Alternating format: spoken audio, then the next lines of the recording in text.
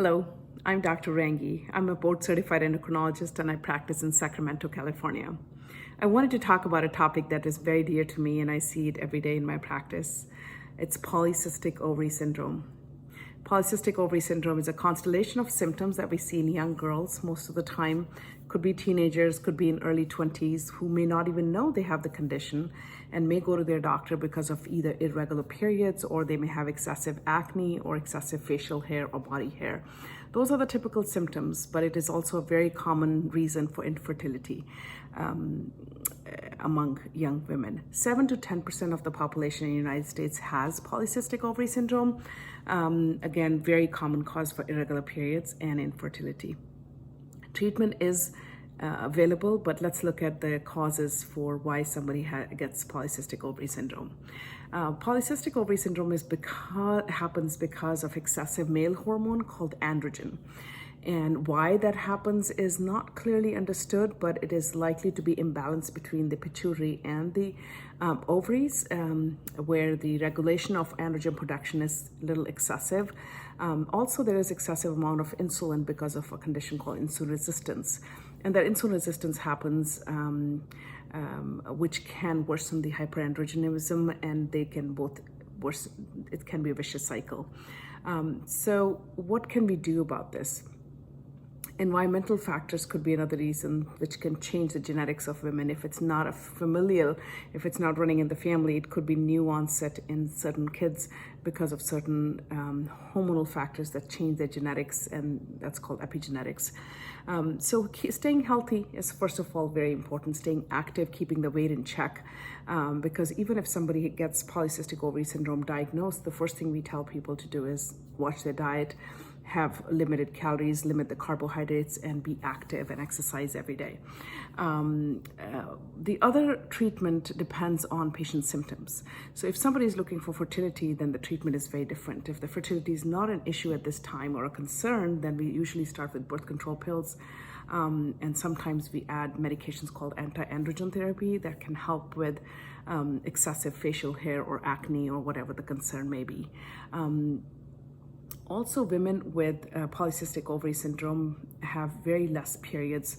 Usually they have 2 or 3 periods in a year, or they may get very irregular periods. And because of that, they are at a high risk for uterine lining hypertrophy or endometrial hyperplasia, which can translate into endometrial cancer.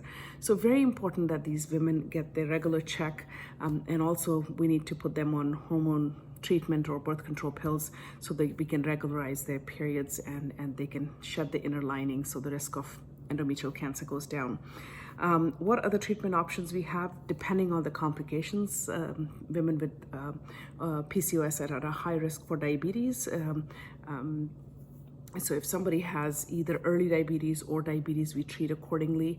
Also, there's concerns of excessive weight that can cause other complications, and that is again a part of insulin resistance.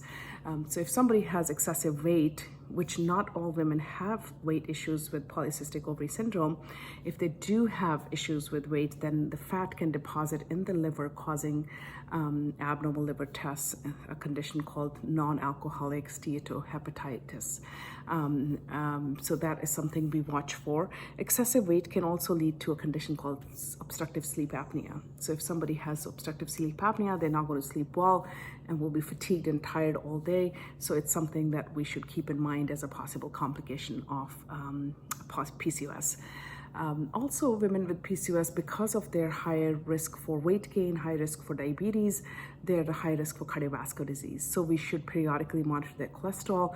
We usually tend to see they have low good cholesterol and a higher bad cholesterol called LDL. The ratio is altered, again, something that we treat with lifestyle if we can, and if we cannot, then we have to add certain medications. Sometimes you also add medications called anti-androgens that block the androgen functioning, and that can improve the problem with excessive facial hair. So depending on the patient's presentation, we decide what treatment to give. Make sure you check with your doctor if you have these symptoms. Get yourself checked. You may get some blood tests done in addition to your symptom presentation, and that helps us assist in the diagnosis. And if needed, you may get a pelvic exam with a GYN as well if needed. Sometimes we do ovarian ultrasound as well. Some women have the actual cysts on the ovaries, but not all, and that's not needed to, that's not the criteria to have to diagnose a condition. So hopefully this was all very helpful for you. If you have these symptoms, or if your near and dear ones have these symptoms, please check with your doctor and get treated. We'll come back with some more information for you. Thank you so much for the attention.